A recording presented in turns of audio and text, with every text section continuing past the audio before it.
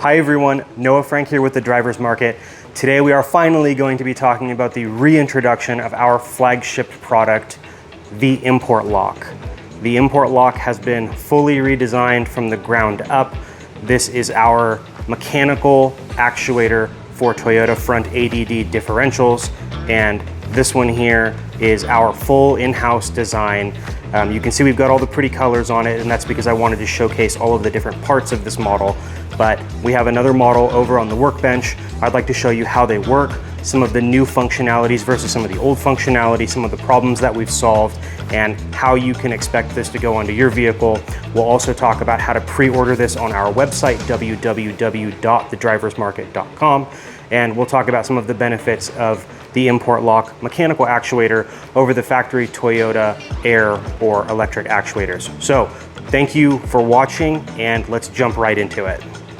Okay, in front of you on the workbench, you can see that we have a differential. This one is annotated as ADD, and that lets you know that this is, of course, a switching differential, meaning you do not have manual hubs. Now, this particular differential that we're looking at, it would have had an air box, and it's mounted on the front of the differential, meaning that this differential is a 90s era 4Runner or Hilux pickup differential. Now, ImportLock can go on many different vehicles. We're just using this differential here as a demonstration piece, but I'd like to start by talking about what ImportLock is, where we've come, and how we've redesigned it. You can see over on the left I have some props. Those are some other ImportLocks and some parts that I want to show you, and I'd like to start with the original ImportLock, which is this model right here. So you can see our new and improved ImportLock pays homage to our original ImportLock with quite a few notable changes. So what is the ImportLock? The ImportLock is a mechanical, meaning it is actually a push-pull system for locking into and out of four-wheel drive on ADD differentials. Okay, again, ADD, what does that mean? Automatic disconnect. Okay, that's an automatic disconnecting differential. You do not have manual hubs. When you shift your transfer case into the four-wheel drive position, a wire would come down and it would send a signal to either an air box, which is what this generation of 4Runner Hilux pickup would have had, or an electric box like the Sequoia behind you has, and it would actuate this front differential on your behalf, meaning it would have a ram that moves forward and back, driving a shift rail into the four-wheel drive position. So we didn't like how many failure points there were on that original system. We didn't like that there were no ways to correct if the system did fail, and it's also lacking safety features, which we did add in and redesign on the ImportLock. So taking a look again at the original ImportLock, this ImportLock again moves forward and back like so. That puts you in and out of your four-wheel drive position. And then if you needed to lock yourself in the four-wheel drive position, you would have pulled this pin back here. If I can do this on camera without looking, I designed it, so hopefully I can. You would have pulled this pin out of the two-wheel drive position, put it into the four-wheel drive position. Now you're locked into four-wheel drive. You cannot default back into two-wheel drive. So one of the reasons that we changed our system, one of the reasons that we don't use this pin system anymore, is because this pin system was an easy failure point under gravel or dirt. Dirt could clog these holes. You wouldn't be able to get your pin in and out. Your pin could get stuck. So if you were stuck in that four-wheel drive position and needed to get that pin back out to get into two-wheel drive, it was problematic. It was also difficult to take the pin out and put it into another position. People were worried about losing the pins, and so ultimately we scrapped this design, one, for the pin system, and two, because we had an internal seal and an external wiper, and that internal seal, once it was installed, was not serviceable. And I'm an engineer by trade, and I wanted to design something that was serviceable, not only for us in our shop, but for you at home. I want you to be able to get all of these parts and replace them, so that way you do not need to come to us, you can be self-sufficient. That was one of our main goals with designing the ImportLock, was to fix failure points. And unfortunately, we designed a couple. And so we've redesigned that, and we are no longer producing this version of the ImportLock. We are now producing the ImportLocks that you see in front of you. Let's take a look at some of those right now. Okay, the ImportLock that's in front of you, meaning this one right here that's actually on this differential, is this ImportLock right here. This is the ImportLock. Everything else that you see, so this back here, this is an ImportLock mounted onto a housing for a specific differential. Now, the ImportLock was designed to be a universal part, so the ImportLock that is on there is the same that is the ImportLock on this housing, that is the same as the ImportLock on this housing.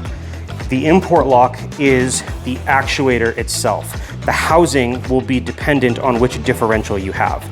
Because the ImportLock was designed after the original ImportLock, we designed that one for the airbox housing, and so the airbox gets to use its own factory housing.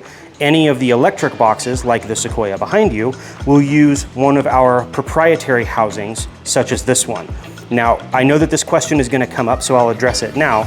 These housings are not the same as those airbox housings. There are differences both in the design. So the housing here, if I show you, this spot here that is a clearance for the four-wheel drive indicator light, we call this the tower.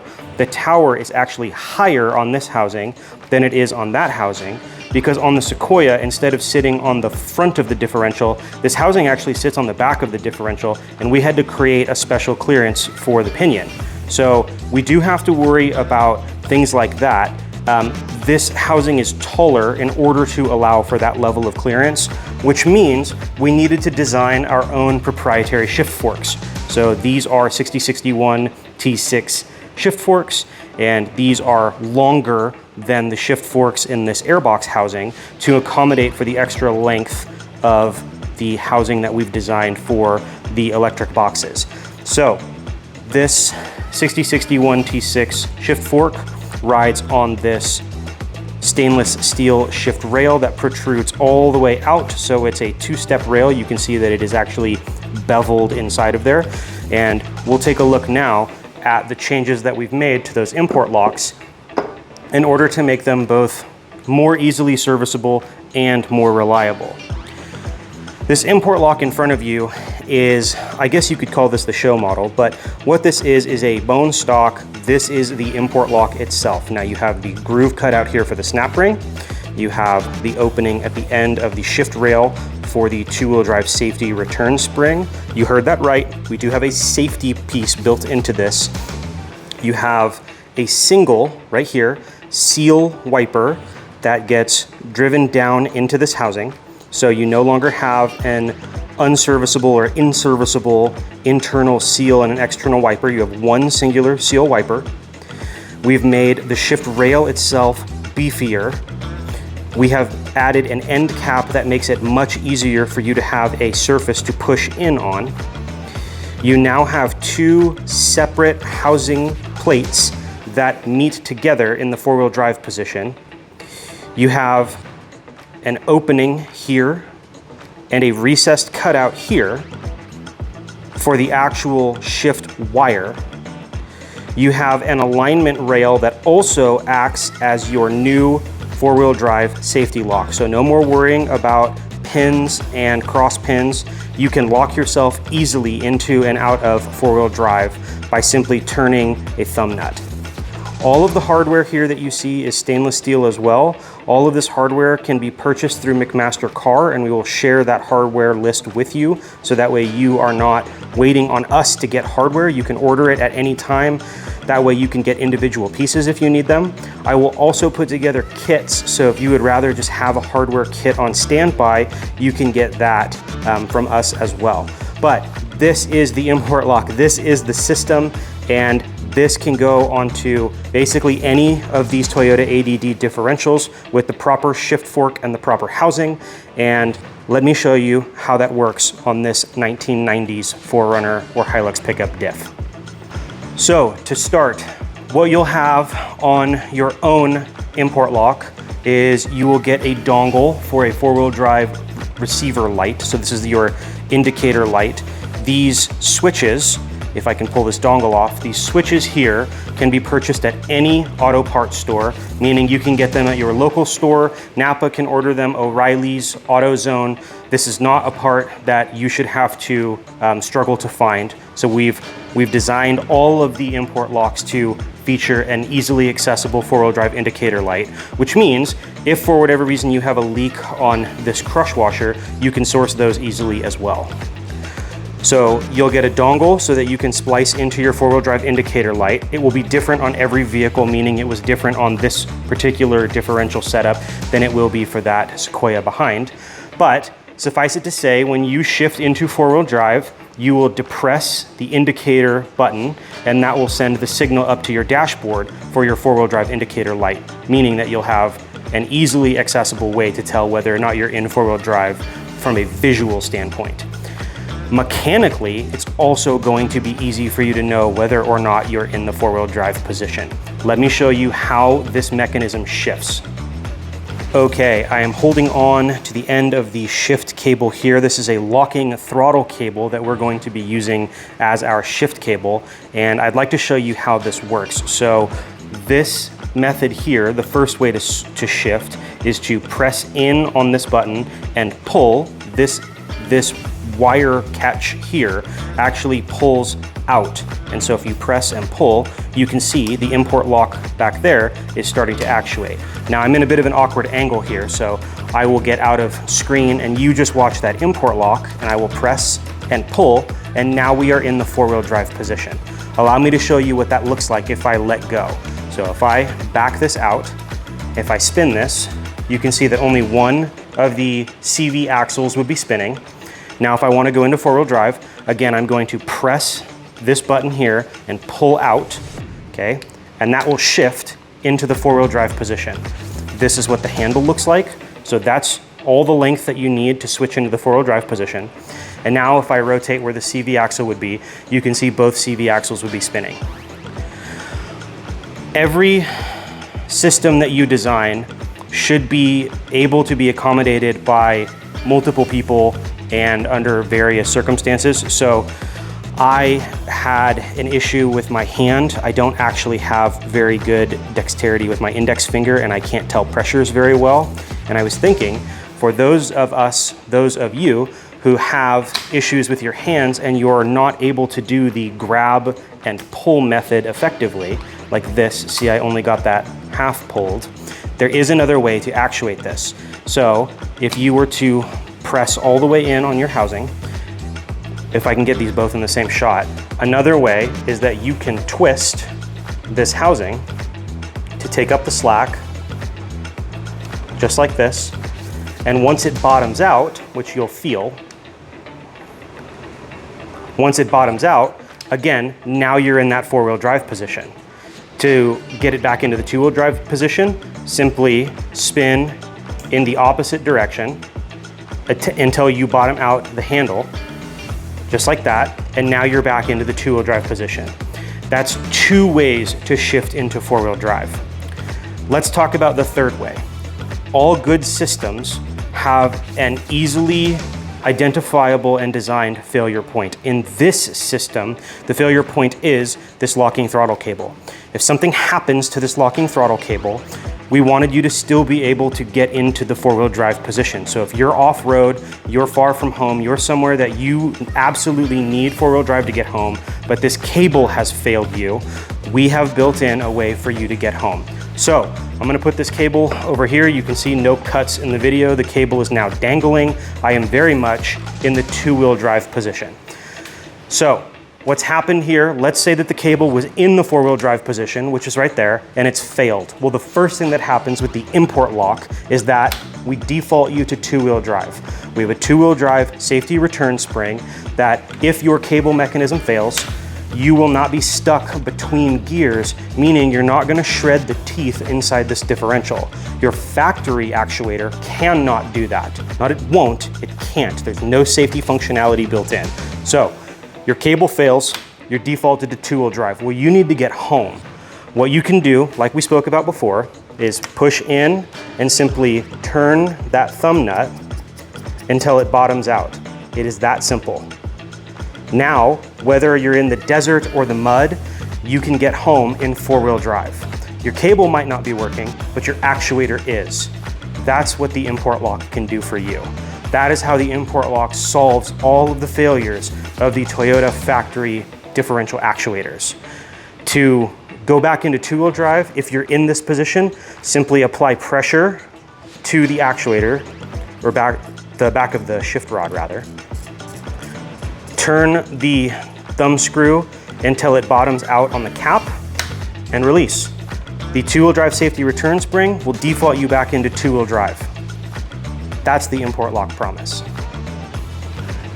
As to how the ImportLock actually mounts on your vehicle, so again, we'll take a look at this model, which I've designed for my Sequoia.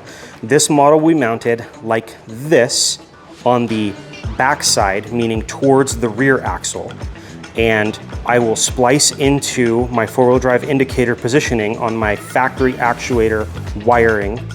And what will happen is I will use RTV to seal this up. You could use the factory gasket if you still have one, and your factory hardware will fit. This will get mounted. It's slightly underneath that skid plate, and I will run a cable from here up into the cab of the vehicle. Let me show you where I believe these cables will be run and how they'll be mounted. So taking a look at the pedal area down underneath where the driver position is, this here, if I can get it in, this is the end of that shift handle. This ball goes into a socket, and that is what connects to the actual cable wire. And these have a certain length to them, of course. And so the goal here is to hide this in a place where it's inconspicuous enough that it's both out of the way for you, the driver, and out of the way of pets and pedestrians and, well, any of the things that you may drop while you're driving. Not to say that you're clumsy, but we're trying to plan for all contingencies here. So the way that this will work is right here where my index is are 2 locking screws, and so, excuse me, 2 locking nuts. And so what will happen is we'll create an L bracket that mounts just like this. And where it will mount is up here on the back of this bolt. That keeps this handle recessed in like this and out of the way of your foot position and out of the way of your knee. Now, you will have to drill through the firewall. You'll have to make sure that wherever you drill, you are not going to be infringing upon any of the lines that are behind your firewall.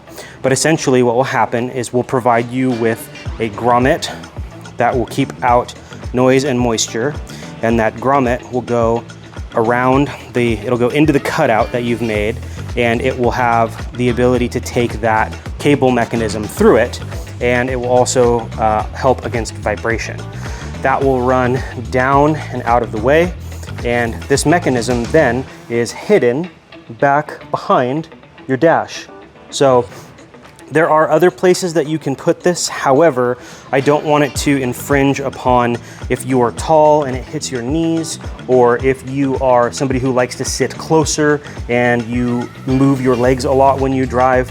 We're trying to keep this as inconspicuous for as many drivers as possible.